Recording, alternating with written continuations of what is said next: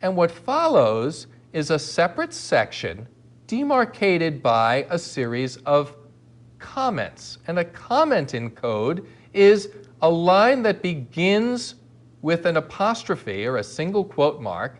And the apostrophe doesn't have to be at the beginning of the line. You can begin a comment in the middle of a line too.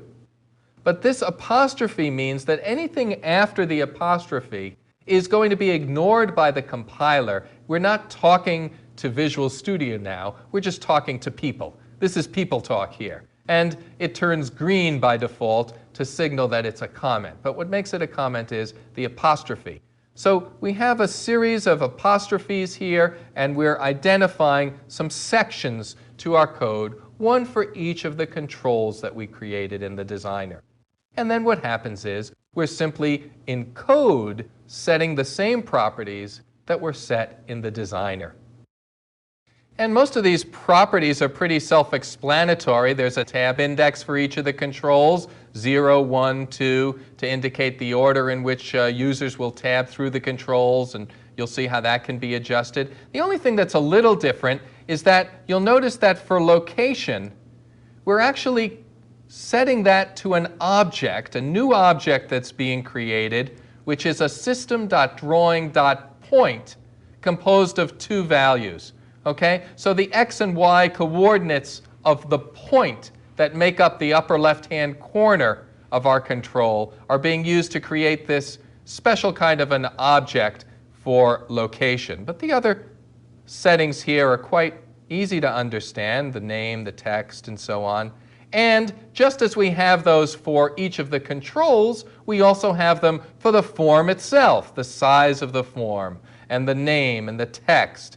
But here's one key line. We've defined all these controls, we've created the objects, we've set their properties, but we haven't actually added them to the form.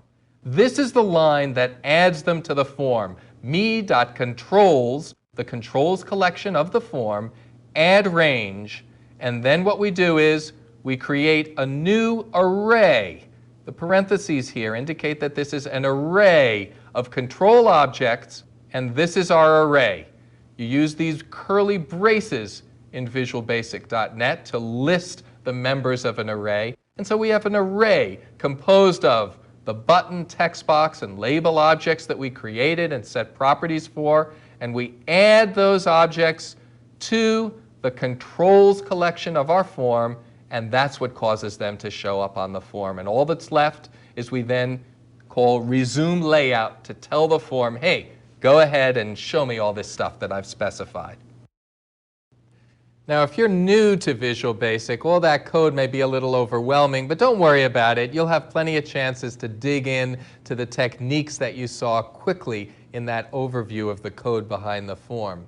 But I must say that one of my favorite features about VisualStudio.net is the fact that when you do use the visual designers or run the wizards, what's going on behind the scenes is not that it's created some hidden black box that you can never look at or understand, but in almost all cases, it's just writing code, Visual Basic code, that you can look at, code that you could have written yourself. It's perfectly possible to create a Windows Forms application without using Visual Studio. If you know how to do it, you could write the code yourself and run the compiler and have a beautiful Windows Forms with controls that did what you want. But of course, it's nice having Visual Studio to do a lot of that work for you.